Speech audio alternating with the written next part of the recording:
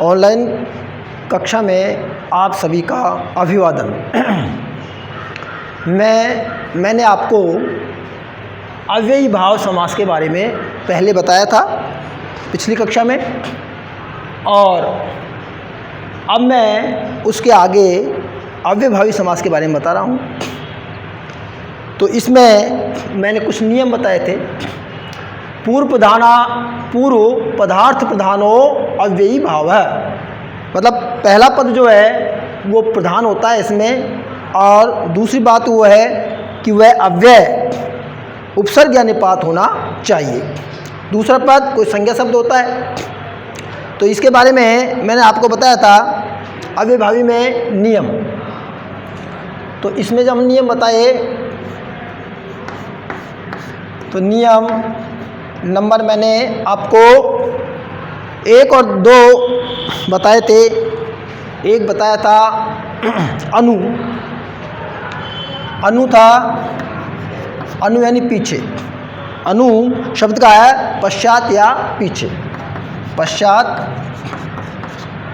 या पीछे। जैसे रथस्य पश्चात, रथ के पीछे। और इसका समस्त पद बनाओगे, वो बनाओगे इसका अनुरथम, अनुरथम, रथ के पश्चात यानी पीछे, रथ के पीछे। और जैसे जनस्य पश्चात,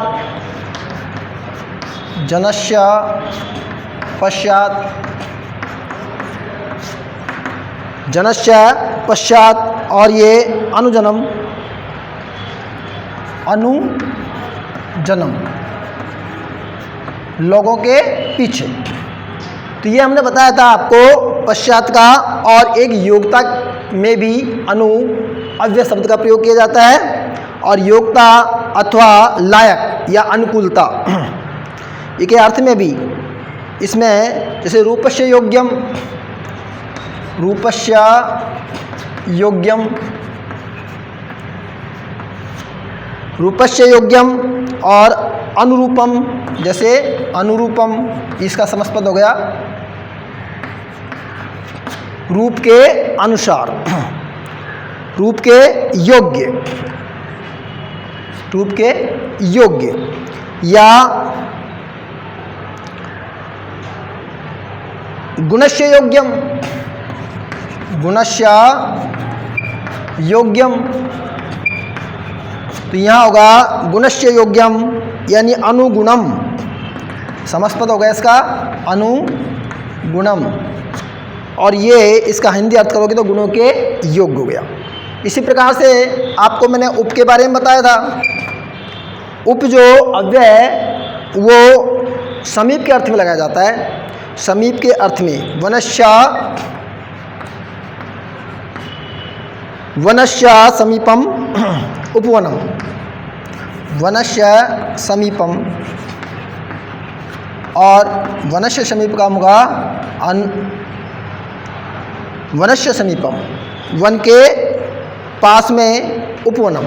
क्या बन गया? उपवनम, वन के पास।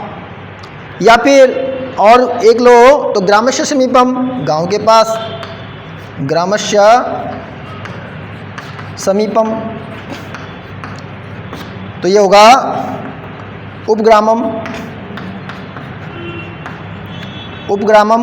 जो उपसर्ग लगा है ये समीप के अर्थ में आता है, समीप के अर्थ में इनका उपयोग किया जाता है। जैसे वनस्य समीपम उपवनम, हाँ, वन के पास।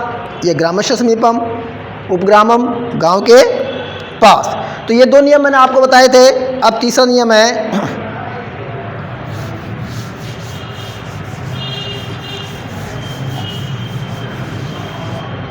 तो अव्ययभावी समास चल रहा था, इसमें तीसरा नियम है। तीसरे नियम में से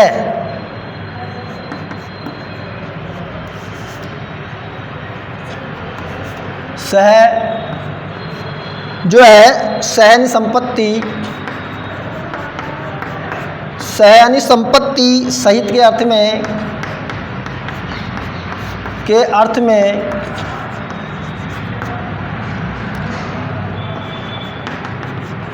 विद्यमान शह यानी स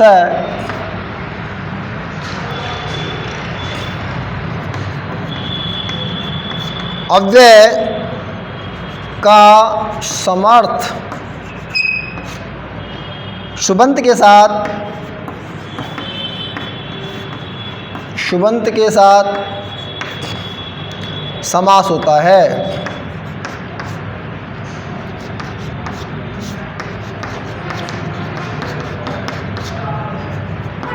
जैसे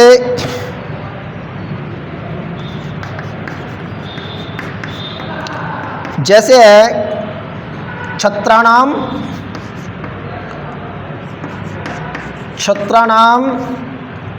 संपत्ति, छत्राणाम संपत्ति सछत्रम,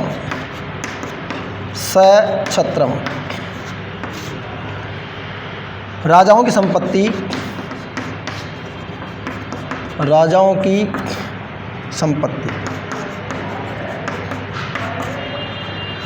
तो यहाँ स का प्रयोग किया गया।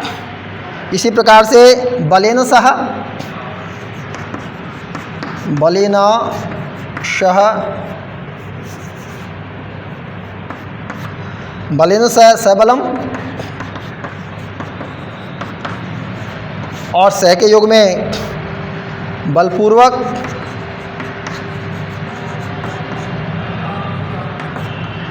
ज्ञानेन सह, ज्ञानेन सह, ज्ञानेन सह सज्ञानम, सज्ञानम, और ज्ञानपूर्वक, ज्ञानपूर्वक, शरीर सहितम, शरीरेण सहितम, और सशरीर,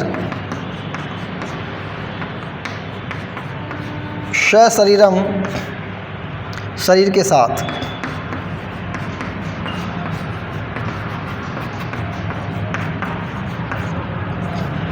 तो ये आपको स के योग में स अव्यय का प्रयोग किया गया।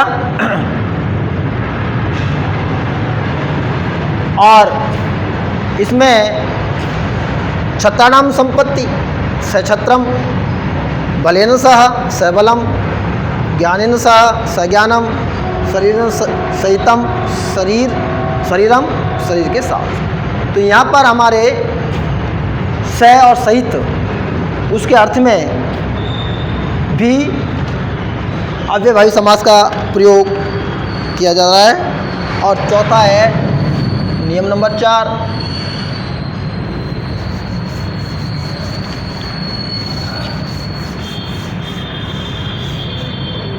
नियम नंबर 4, और ये है 4 नंबर है निर। निर, और निर है अभाव के अर्थ में, अभाव के अर्थ में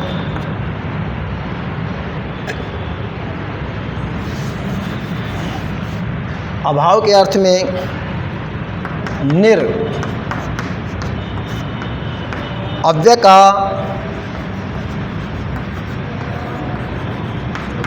निरअव्यय का समर्थ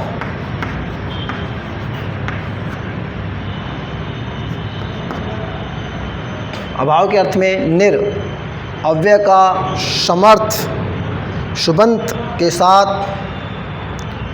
समास होता है। तो अभाव के अर्थ में निर अव्यय का समर्थ शुबंत के साथ समास होता है। जैसे मक्ष का नाम अभाव है, मक्ष का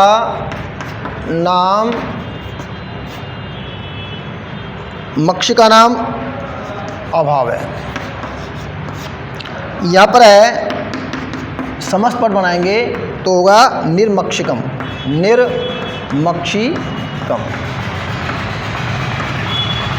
निर्मक्षिकम मक्खियों का अभाव, मक्खियों का अभाव।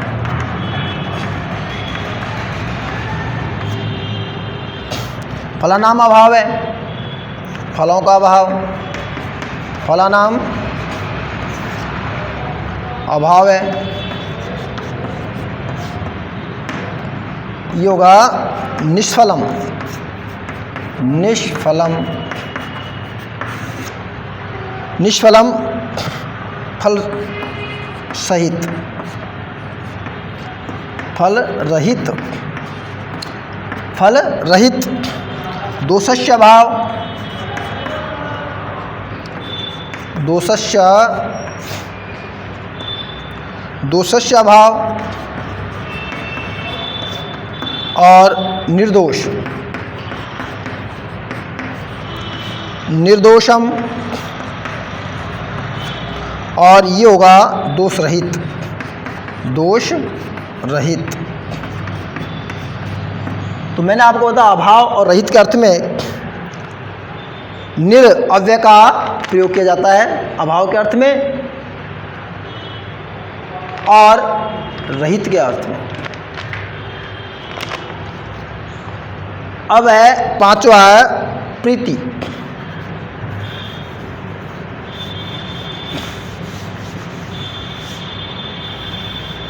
पांचवा है प्रीति।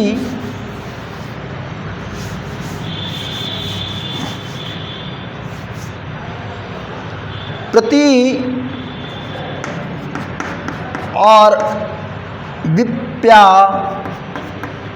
विप्सा, विप्सा यानी दोहराना, दोहराया, दोहराया जाना।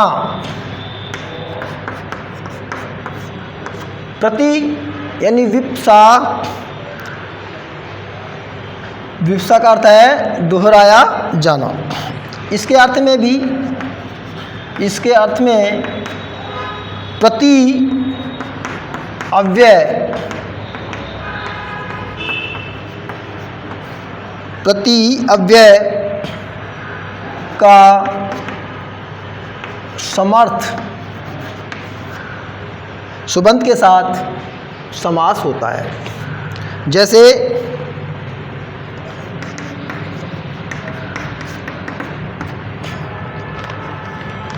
दिनम दिनम, बार बार में दोहराया जाना। दिनम दिनम इति, दिने दिने, दिने दिने, प्रतिदिने, प्रतिदिने, प्रत्येक दिन या हर रोज, हर रोज। तो जहाँ बार बार दोहराया जाना होता है वहाँ पर प्रति अव्यय का प्रयोग किया जाता है। जैसे एकम एकम, एकम एकम ये होगा प्रत्येकम, प्रत्येकम, और ये हो गया हर एक, हर एक। अब यहाँ पर क्या है, प्रत्येकम जो प्रति प्लस एकम इसको मिलाया है, ई के परे में ए आ गया, ये बन गया प्रत्यय आधा, और ये ले लिया और ये ले लिया एकम, ये प्रत्येकम। इसमें यन संधि है तो एकम एकम ये बन गया प्रत्येकम, हर एक। अहनी अहनी अहनी इति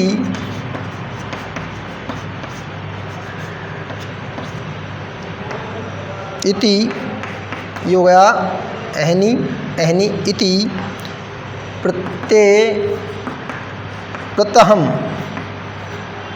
प्रत्यहम हो गया, और ये हर दिन।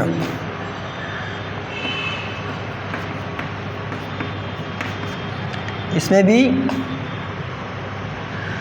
ये प्रति और ये अहनी, इसको मिलाया तो ई के परे में ए आया, प्रति में से ई निकाला तो रह गया आधा, ई का बन गया, ई का बनता है ये, ए मिलने से ये पूरा हो गया। तो प्रत्यय हनी क्या बन गया, प्रत्यह म, ये बन गया प्रत्यहम, प्रत्यहम। तो हनी, अहनी इति प्रत्यहम हर दिन। मासे, मासे प्रति,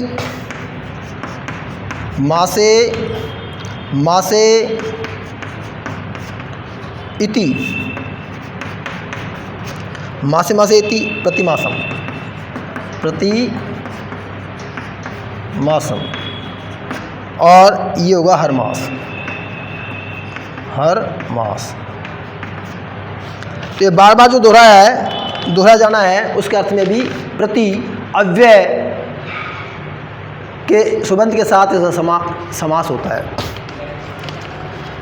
इसके बाद में छठा नियम, नियम नंबर 6।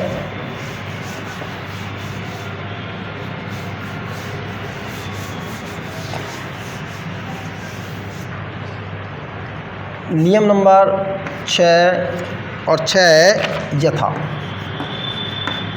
यथा जो है अतिक्रमण,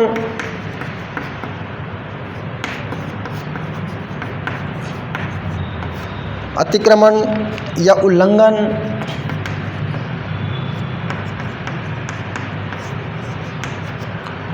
उल्लंघन न करने, अतिक्रमण न करने, उल्लंघन न करने, उल्लंघन न करने के अर्थ में के अर्थ में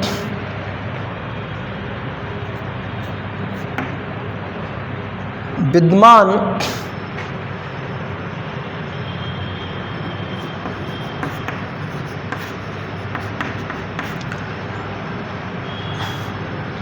न करने के अर्थ में विद्यमान यथा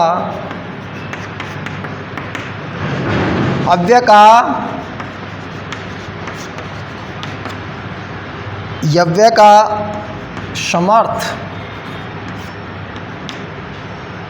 सुबंत के साथ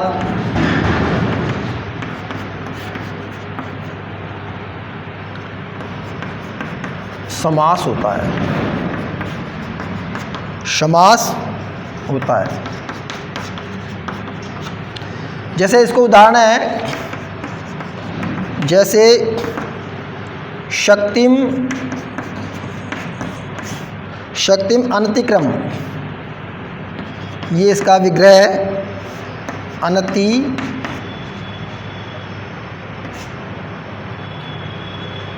अनतिक्रम्य यथाशक्ति, यथा शक्ति, ये इसका समस्त पद है।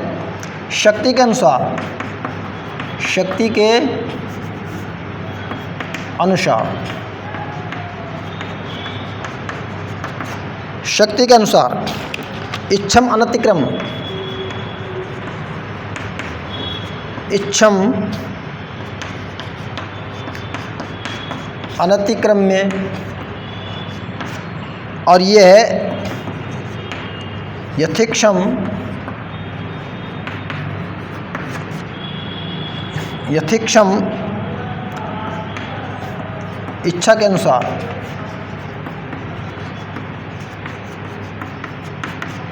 अब यहाँ पर यथेक्षम है, वो हो गया इच्छा के अनुसार, और जैसे यथा प्लस इच्छम तो आ के परे में ई आ गया, गुण संधि हो गई। आ ए या आ का ई परे में होने से ए गुण हो गया, और ये थ में ए मिलाओगे यथेक क्षम हो गया। ये गुण संधि के तहत बनेगा। तो या इच्छम अनतिक्रम्य यथेक्षम, इच्छा के अनुसार। इष्टम, इष्टम अनतिक्रम्य